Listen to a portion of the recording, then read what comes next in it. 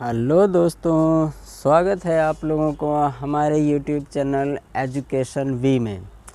दोस्तों, आज का हमारा टॉपिक है वाक्य एवं उनके प्रकार। कि आज के टॉपिक में हम बताएंगे कि वाक्य क्या होते हैं और वाक्य कितने प्रकार के होते हैं। ठीक है, आज का हमारा टॉपिक यही रहेगा। तो दोस्तों, इससे पहले आप लोगों ने पढ़ा था वर्ण या वर्णमाला के बारे में। उसके बाद आप लोगों ने पढ़ा था शब्द क्या होते हैं एवं शब्द के प्रकार के बारे में। आज का हमारा तीसरा लेक्चर है वाक्य एवं उनके प्रकार। तो देखिए दोस्तों, वाक्य क्या होते हैं। वाक्य होते हैं कि दो या दो से अधिक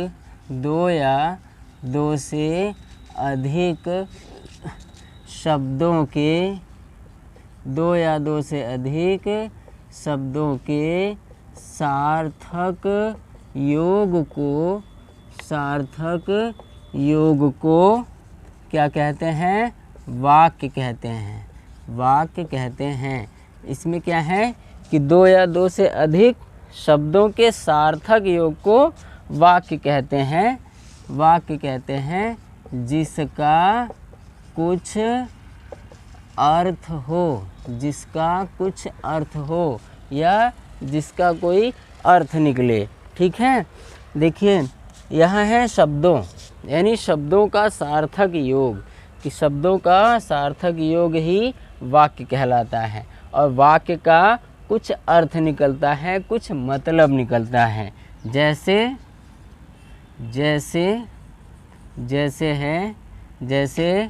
वह घर जाता है, कि जैसे मैं पानी पीता हूँ। देखिए इसमें कितने शब्द हैं? इसमें 3 शब्द हैं।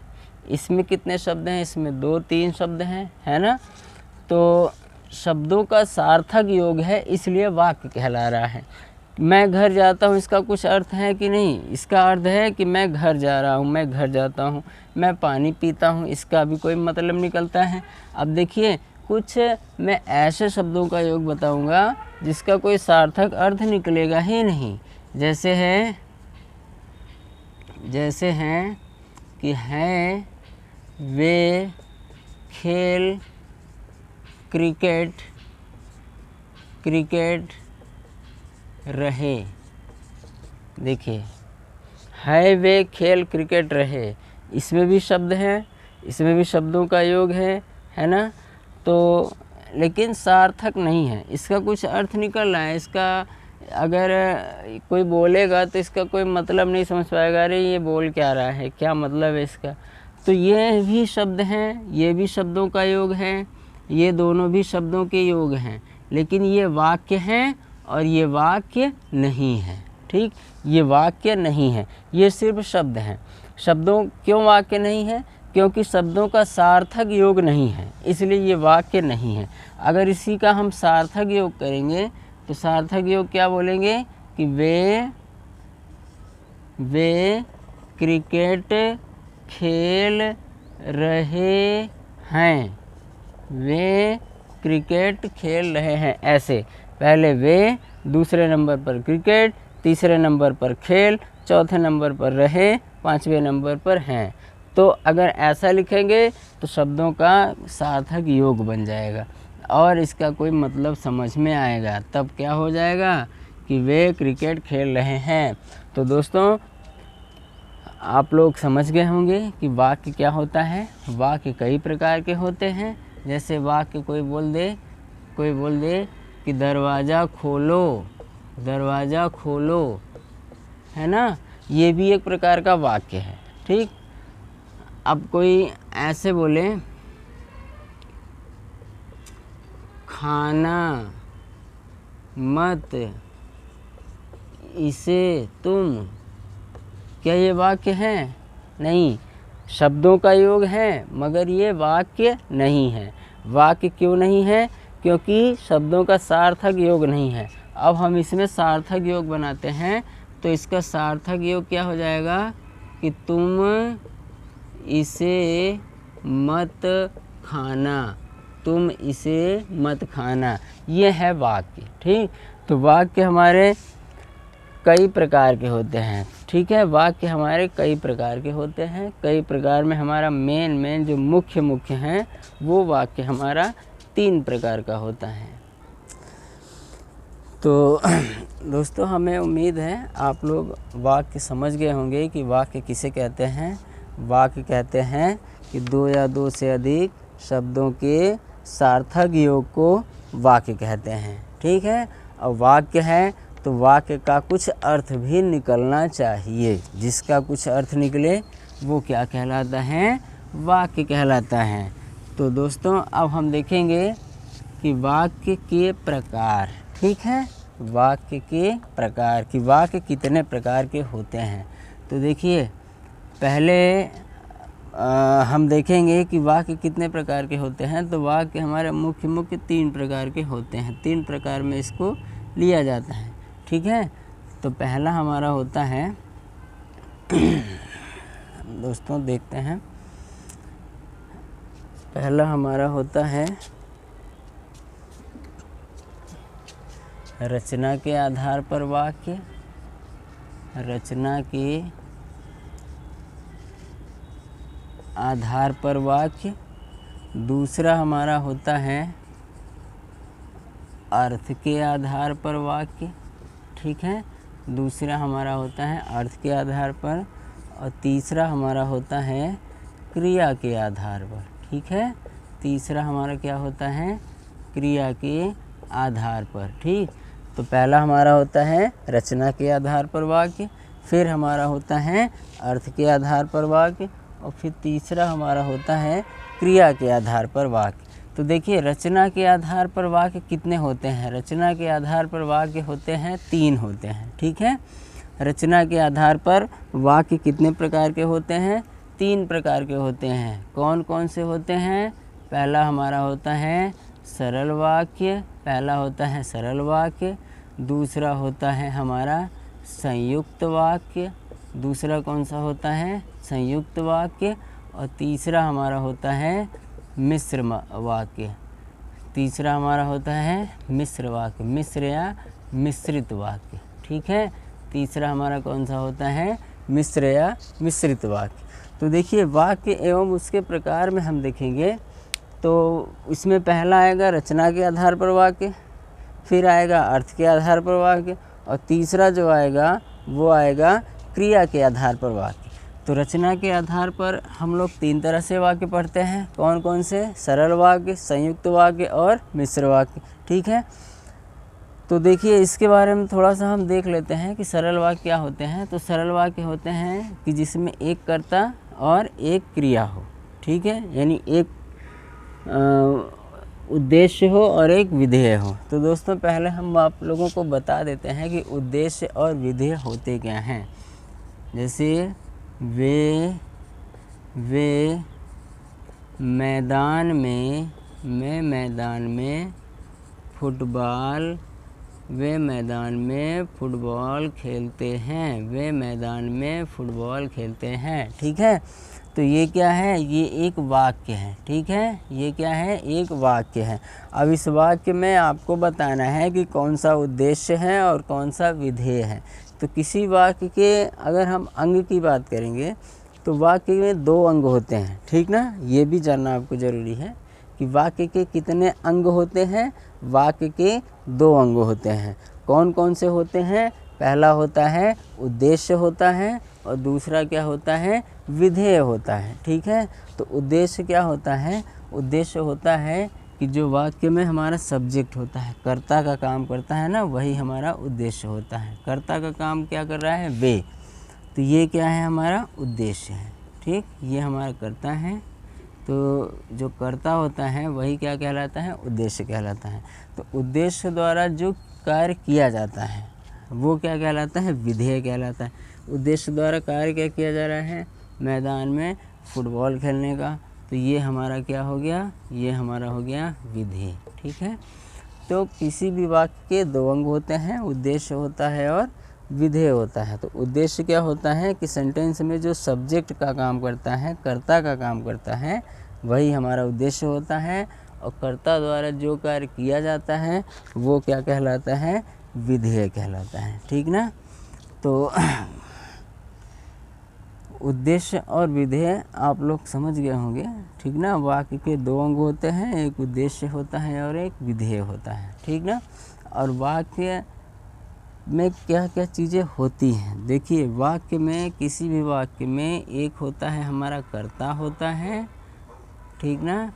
कर्ता के बाद हमारा कर्म होता है और कर्म के बाद हमारी होती है क्रिया होती है। ठीक ना। ये किसी भी वाक्य में तीन चीज़ें होती हैं। यही तीन चीज़ों में से दो या तीन चीज़ों से मिल कर के हमारा वाक्य बनता है। या तो कर्ता क्रिया रहेगा, या तो कर्ता कर्म और क्रिया रहेगा। ठीक ना। या तो कर्ता कर्म का सहायक, मतलब वही क्रिया का सहायक, है ना। तो यही तीन चीज़ें रहती हैं कि कर्ता रहता है, कर्म रहता है और क्रिया रहती है।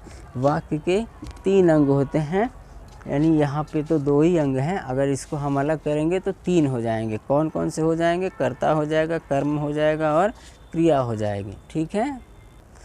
तो वाक्य के कितने अंग? दो अंग, उद्देश्य और विधेय। ठीक है। तो अब हम लोग बात कर लेते हैं वाक्य के, यानी रचना के आधार पर वाक्य। तो सरल वाक्य। सरल वाक्य क्या होता है? जिसमें एक कर्ता और एक क्रिया हो, जैसे ये एक उद्देश्य एक विधेय। ठीक। उद्देश्य क्या है? वे, और विधेय क्या है? मैदान में फुटबॉल खेलते हैं। ठीक। ये एक उद्देश्य हो गया, एक विधेय हो गया। तो ये कैसा वाक्य है? ये हमारा हो गया सरल वाक्य। कैसा वाक्य है? ये हमारा हो गया सरल वाक्य। ठीक। वे मैदान में फुटबॉल खेलते हैं, ये किस प्रकार का वाक्य है? ये है सरल वाक्य। अब हम बात करते हैं संयुक्त वाक्य की।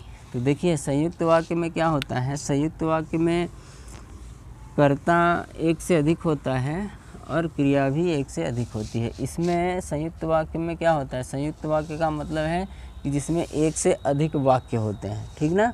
एक से अधिक वाक्य होते हैं, यानी एक से अधिक कर्ता होगा, एक से अधिक क्रिया होगी। ठीक है। तो संयुक्त वाक्य का मतलब है कि जिसमें एक से अधिक वाक्य हो, तो एक से अधिक वाक्य में एक उपवाक्य होता है। ठीक ना। एक से अधिक वाक्य जब रहेंगे तो सभी वाक्यों को क्या बोला जाएगा? उपवाक्य बोला जाएगा। ठीक। और वो उपवाक्य किसी न किसी कंजक्शन से जुड़े होते हैं, है ना, किसी न किसी संयोजक से जुड़े होते हैं। और सभी उपवाक्य कैसे होते हैं? स्वतंत्र होते हैं। जैसे राम ने गाना गाया, और राम ने गाना गाया और सीता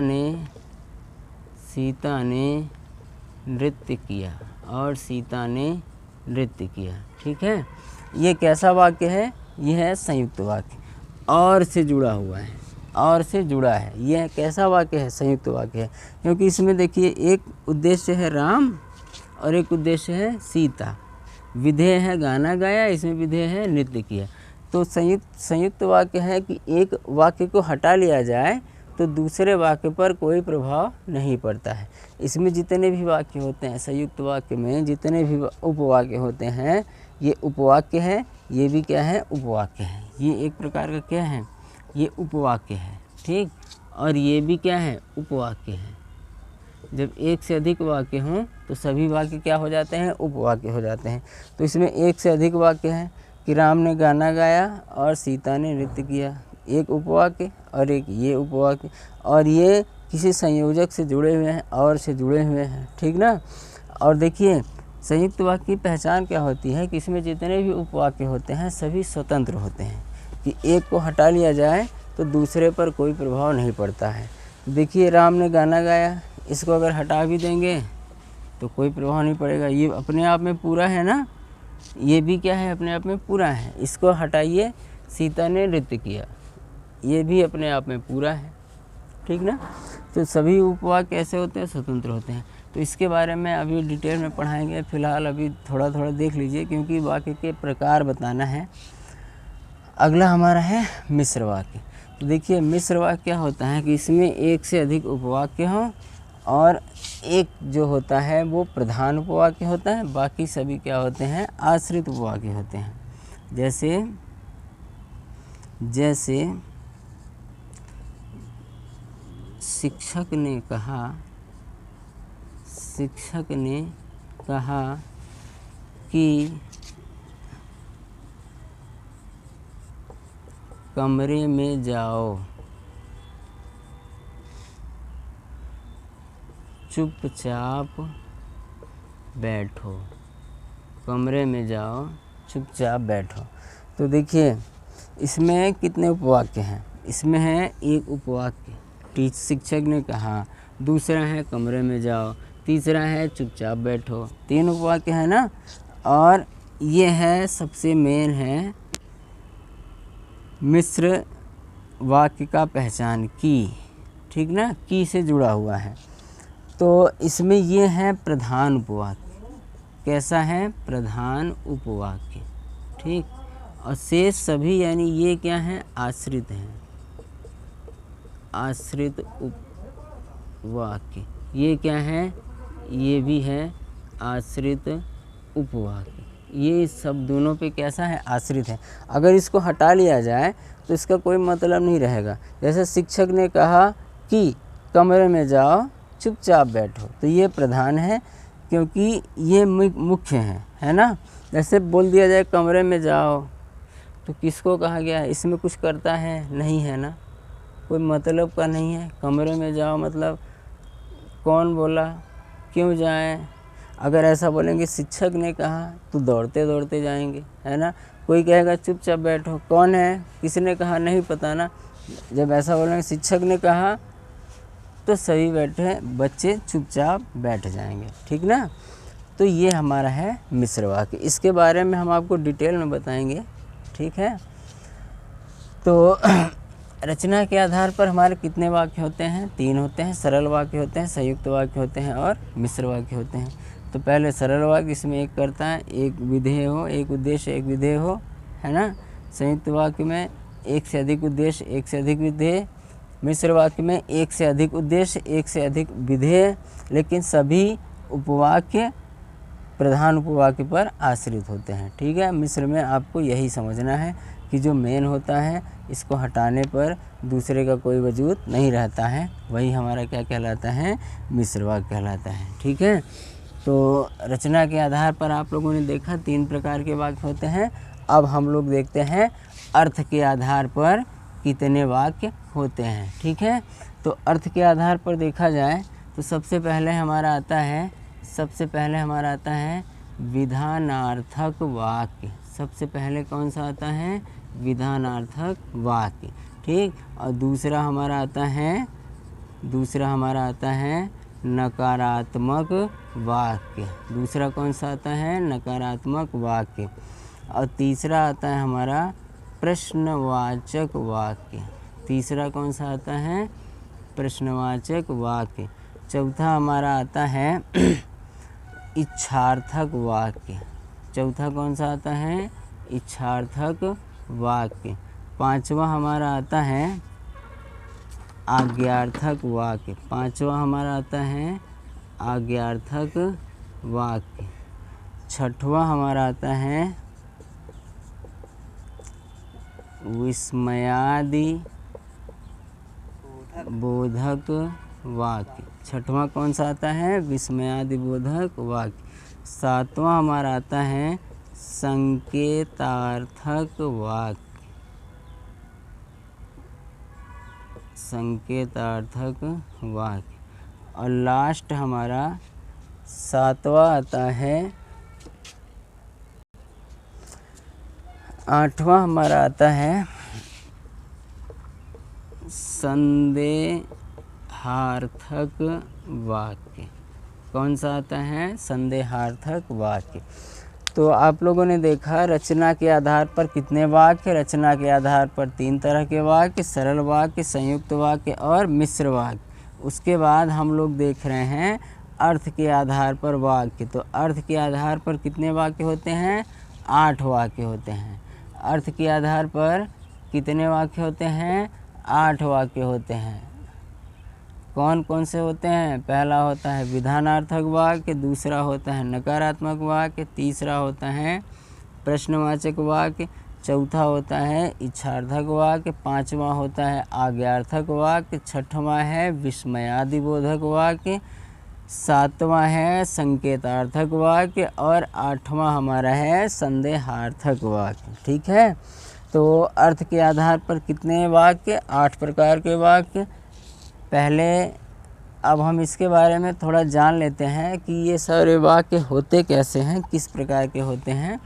तो देखिए, विधानार्थक वाक्य, इसको हम विधानार्थक या सकारात्मक भी बोल सकते हैं। ठीक है, विधानार्थक वाक्य या सकारात्मक भी बोल सकते हैं, क्योंकि विधान का मतलब क्या होता है? विधान का मतलब होता है कि आप लोगों ने अध्यात्म में सुना होगा कि ये विधि का विधान है, ये होकर ही रहेगा। सुना है ना कि ये विधि का विधान है, ये होकर ही रहेगा। तो विधान का मतलब है कि जो कार्य होता है, जो कार्य होता है, ठीक है, जो कार्य सकारात्मक होता है, जो कार्य होता है, जैसे वह खाना खाता है, वह खाना खाता है, एक कार्य हो रहा है ना। कौन सा हो रहा है? खाना खाने का कार्य हो रहा है कि वे घर पर रुक रहे हैं, वे घर पर रुक रहे हैं। ये कैसा है? ये भी विधानार्थक है, क्योंकि ये विधि का विधान है कि ये रुकेंगे, इसलिए वो रुक रहे हैं। तो जो कार्य होता है ना, जो पॉजिटिव में होता है, सकारात्मक में होता है, जो कार्य होता है वही हमारा क्या कहलाता है? विधानार्थक होता है। ठीक है, विधानार्थक वाक्य कहलाता है। अब दूसरा हम लोग देख लेते हैं नकारात्मक वाक्य। नकारात्मक का अर्थ है कि जिसमें नहीं होता है, कि जो कार्य नहीं होता है। जो कार्य होता है वो विधानार्थक, और जो कार्य नहीं होता है वो कैसा? वो हमारा नकारात्मक। जैसे कि मैं खाना नहीं खाता हूँ, मैं खाना नहीं खाता हूँ। ये देखिए कार्य हो रहा है, नहीं हो रहा है ना, कि मैं खाना नहीं खाता हूँ। वे घर पर नहीं रुक रहे हैं, वे घर पर नहीं रुक रहे हैं। देखिए, वो रुक रहे हैं, नहीं रुक रहे हैं ना, मतलब कार्य नहीं हो रहा है, इसका मतलब वो कैसा है? नकारात्मक है। नकारात्मक की पहचान नहीं से ली जाती है। जिसमें नहीं है वो कैसा वाक्य? नकारात्मक वाक्य। अगला है हमारा प्रश्नवाचक वाक्य। प्रश्नवाचक वाक्य का मतलब है कि जिस वाक्य में प्रश्न पूछा जाए, जिसमें प्रश्न पूछते हैं कि जैसे क्या तुम आओगे, क्या तुम आओगे। देखिए, प्रश्न पूछा जा रहा है ना, क्या तुम आओगे, कि वह क्यों आया है, वह क्यों आया है। इसमें भी प्रश्न पूछा जा रहा है कि वे कहाँ जा रहे हैं, वे कहाँ जा रहे हैं। इसमें भी प्रश्न पूछा जा रहा है। तो जब प्रश्न पूछा जाता है तो कैसा वाक्य? प्रश्नवाचक वाक्य। ठीक है, अब प्रश्नवाचक वाक्य के बाद चौथा नंबर का हमारा आता है इच्छार्थक वाक्य। इच्छार्थक का मतलब है कि जिसमें अपनी इच्छा व्यक्त की जाती है। ठीक है, जिसमें क्या किया जाता है? अपनी इच्छा व्यक्त की जाती है। जैसे इच्छा हम क्या व्यक्त कर सकते हैं? इच्छा हम व्यक्त कर सकते हैं कि भगवान करे तुम प्रथम आओ, भगवान करे तुम प्रथम आओ। ये कैसा वाक्य है? ये इच्छार्थक है, क्योंकि इसमें अपनी इच्छा व्यक्त की जा रही है कि हमारी इच्छा है, ठीक है, हमारी इच्छा है कि तुम प्रथम आओ, कि भगवान करे। क्योंकि कोई भी इच्छा कौन पूरी करता है? भगवान ही पूरी करते हैं ना। तो जो भी हमारी इच्छा होती है हम सब भगवान से कहते हैं कि हे भगवान, इसकी मनोकामना पूरी हो जाए। यानी इच्छार्थक वाक्य कि भगवान करे तुम प्रथम आ जाओ। वह अपने काम में सफल हो जाए, वह अपने काम में सफल हो जाए। ये कैसा वाक्य है? इच्छार्थक है। इसमें भी अपनी इच्छा व्यक्त की जा रही है कि भगवान करे तुम दीर्घायु हो। ठीक है, भगवान करे तुम दीर्घायु हो। ये कैसा वाक्य? इच्छार्थक वाक्य। इच्छार्थक के बाद हमारा आता है आज्ञार्थक वाक्य। आज्ञार्थक वाक्य यानी जिसमें आज्ञा दी जाती है, जिसमें आज्ञा क्या दी जाएगी कि यहाँ आओ। आज्ञा की क्या दिया जाएगा? यहाँ आओ, ठीक है। और आज्ञा क्या दिया जाएगा कि शोर मत मचाओ, शोर मत मचाओ। ये कैसा वाक्य है? ये आज्ञार्थक है, क्योंकि इसमें आज्ञा दी जा रही है। शोर मत मचाओ, यहाँ मत आओ, पेड़ पर मत चढ़ो, सड़क पर मत टहलो। ये सब कैसे वाक्य हैं? आज्ञार्थक हैं। आज्ञार्थक के बाद हमारा आता है विस्मयादि बोधक वाक्य। विस्मयादि बोधक का मतलब है कि जिसमें विस्मय किया जाए। विस्मय समझते हैं? विस्मय का मतलब होता है जिसमें दुख प्रकट किया जाए, ठीक है। और देखिए उदाहरण के माध्यम से बताते हैं। विस्मयादि बोधक का मतलब है जैसे हो गया ओहो तुम गिर गए, तुम गिर गए, है ना। और है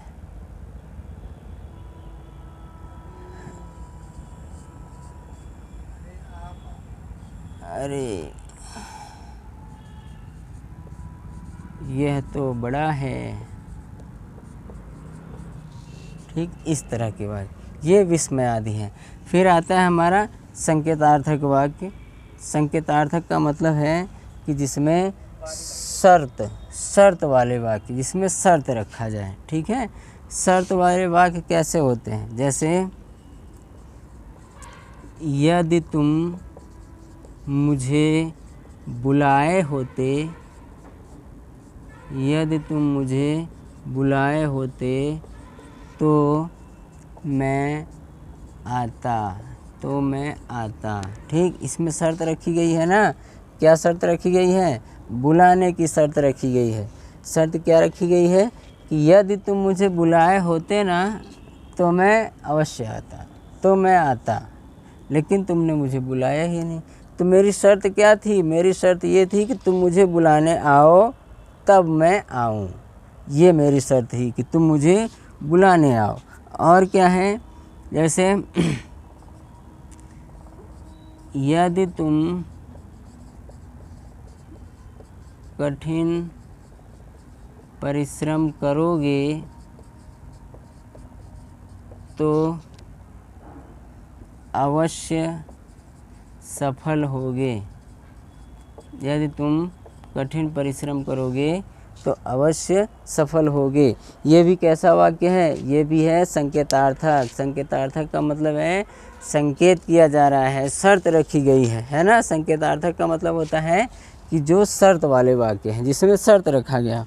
अब पहले वाले में शर्त क्या रखा गया है? बुलाने का। यदि तुम मुझे बुलाए होते, मेरी शर्त क्या थी कि तुम मुझे बुलाने आओ तब मैं आऊँ। और दूसरे वाले में क्या शर्त है? दूसरे वाले में शर्त है यदि तुम कठिन परिश्रम करोगे तो ही सफल होगे, तो अवश्य होगे। इसमें शर्त है। शर्त क्या है? कठिन परिश्रम करने का शर्त है।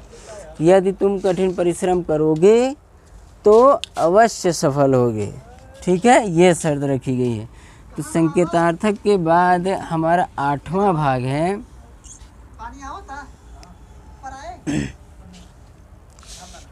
हमारा 8वां है संदेहार्थक वाक्य। संदेह वाले वाक्य, जिसमें संदेह किया जाए, ठीक है। तो संदेहार्थक वाक्य कैसे होते हैं? किस प्रकार के होते हैं वाक्य? जिसमें संदेह किया जाए, ठीक। देखिए संदेहार्थक वाक्य क्या होते हैं? जिसमें संदेह किया जाए, है ना। किसी कार्य के होने का संदेह किया जाए। जैसे शायद तुम्हारे पीछे कोई है। इसमें देखिए संदेह किया जा रहा है ना कि तुम्हारे पीछे कोई है, शायद तुम्हारे पीछे कोई है। देखिए संदेह किया जा रहा है ना। वह शायद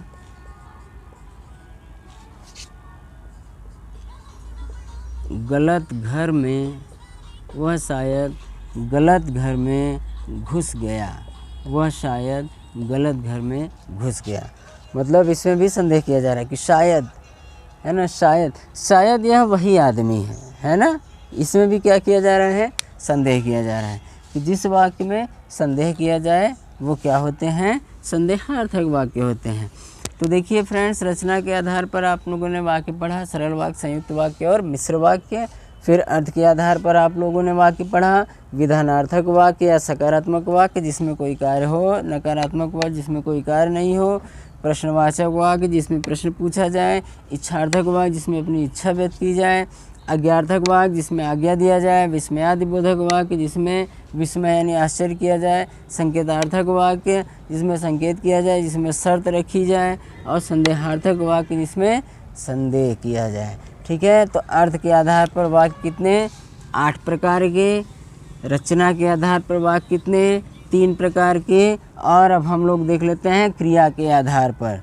तो क्रिया के आधार पर वाक्य कितने हैं, वाक्य होते हैं हमारे 3। ठीक है, इन्हें हम क्या कहते हैं, इन्हें हम वाच्य भी कहते हैं। क्या कहते हैं, वाच्य कहते हैं।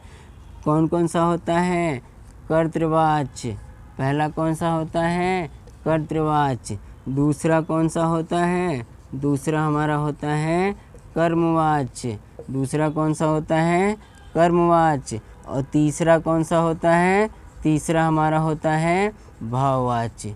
तीसरा कौन सा होता है, भाववाच्य। तो क्रिया के आधार पर कितने होते हैं, क्रिया के आधार पर 3 होते हैं। कर्तृवाच्य होता है, कर्मवाच्य होता है, और कौन सा होता है, भाववाच्य होता है। ये वाच्य समझने के लिए आपको पहले समझना होगा क्रिया के बारे में। ठीक है, तो क्रिया हमारी 2 प्रकार की होती है। कौन कौन सी होती है, क्रिया हमारी होती है सकर्मक क्रिया। कौन कौन सी, सकर्मक क्रिया। और दूसरी होती है अकर्मक क्रिया। दूसरी कौन सी होती है, अकर्मक क्रिया। तो सकर्मक और अकर्मक। ठीक है, तो सकर्मक का मतलब होता है कर्म सहित, जिसमें कर्म हो, है ना। और अकर्मक का मतलब है जिसमें कर्म नहीं है। जैसे वह पेड़ काटता है, जैसे वह पेड़ काटता है। कि मैं कमरे में सोता हूँ, मैं कमरे में सोता हूँ। देखिए, एक वाक्य ये है, एक वाक्य ये है। पहला वाक्य है कि वह पेड़ काटता है, और दूसरा वाक्य है कि मैं कमरे में सोता हूँ। ठीक है, अब पहले वाले की क्रिया क्या है, काटता है यानी काटना है, और दूसरे वाले की क्रिया क्या है, सोता हूँ मतलब सोना है। अब आपको बताना है कि सकर्मक यानी कर्म सहित और अकर्मक यानी कर्म के बिना। तो सकर्मक का मतलब है कि जिसमें क्या या किसको लगाने से, क्या या किसको क्या प्रश्न करने से उत्तर नहीं मिलता है, तो वो होती है अकर्मक। और क्या या किसको का उत्तर जब मिल जाता है तो वो होता है सकर्मक। कि जब क्या या किसको से प्रश्न करेंगे, है ना, अगर ये प्रश्न का उत्तर मिल रहा है इसका मतलब वो सकर्मक क्रिया है। क्या या किसको का उत्तर नहीं मिल रहा है इसका मतलब वो क्या है, अकर्मक है। ठीक, तो देखिए पहले में क्या या किसको का प्रश्न कीजिए। इसमें प्रश्न कीजिए कि वह पेड़ काटता है, क्या काटता है, पेड़ काटता है। क्या काटता है, पेड़ काटता है। उत्तर मिला ना। तो काटना क्या है, काटना है सकर्मक। काटना क्या है, सकर्मक। और दूसरे वाले में क्या सोता है, क्या सोता हूँ नहीं मिला ना।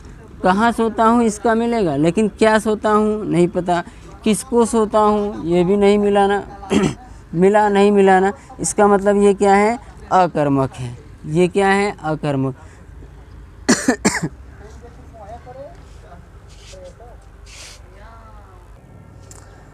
तो सकर्मक होती है जिसमें कर्म होता है, अकर्मक होती है जिसमें कर्म नहीं होता है। ठीक है, तो अब आइए हम लोग देख लेते हैं कर्तृवाच्य, कर्मवाच्य और भाववाच्य। तो कर्तृवाच्य क्या होता है, कर्तृवाच्य होता है जिसमें कर्ता प्रधान होता है। कर्ता प्रधान हो यानी कर्तृवाच्य। और जिसमें कर्म प्रधान हो, वो कर्मवाच्य, और जिसमें भाव प्रधान होता है, वो क्या कहलाता है? भाववाच्य कहलाता है। यानी कर्तृवाच्य में कर्ता प्रधान, कर्मवाच्य में कर्म प्रधान और भाववाच्य में भाव प्रधान। तो कर्तृवाच्य जैसे वह गाना गाता है, कर्तृवाच्य क्या होता है? जैसे वह गाना गाता है। ये कैसा है? कर्तृवाच्य, यानी इसमें कर्ता प्रधान है कि वह गाना गाता है ना, कि गाना सारा वाक्य उसी पर डिपेंड हो जाता है, ठीक, तो वो कर्तृवाच्य हो जाता है। अब अगर कर्मवाच्य की बात देखेंगे कि जिसमें कर्म प्रधान होता है, कर्म प्रधान का मतलब है जैसे उससे गाना गाया जाता है, ये कैसा वाक्य है? ये कर्मवाच्य है, ठीक, उससे गाना गाया जाता है, ये कर्मवाच्य हो गया। अब भाववाच्य क्या होता है? भाववाच्य होता है जैसे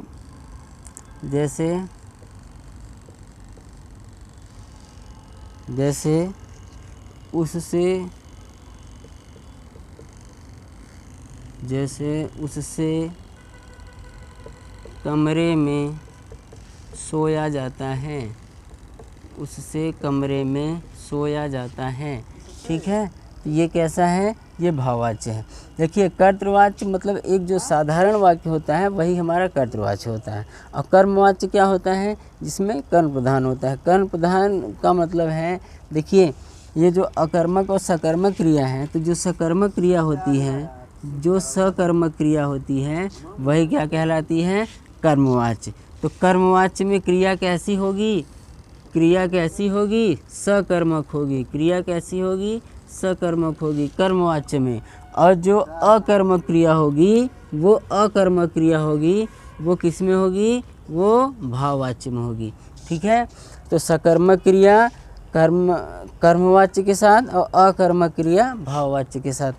तो ये था हमारा वाक्य और उसके प्रकार। तो वाक्य आप लोगों ने देखा कि वाक्य क्या होता है कि 2 या 2 से अधिक शब्दों के सार्थक संघात को या सार्थक योग को वाक्य कहते हैं। तो वाक्य रचना के आधार पर 3 होते हैं, अर्थ के आधार पर 8 होते हैं और क्रिया के आधार पर 3 होते हैं, कर्तृवाच्य, कर्मवाच्य और भाववाच्य। तो बाकी का अगले वीडियो में इसका डिटेल होगा, इसको 3 वीडियो में पढ़ाया जाएगा। पहले हम देखेंगे रचना के आधार पर 1 वीडियो, और दूसरा होगा हमारा अर्थ के आधार पर, और तीसरा होगा हमारा क्रिया के आधार पर। धन्यवाद।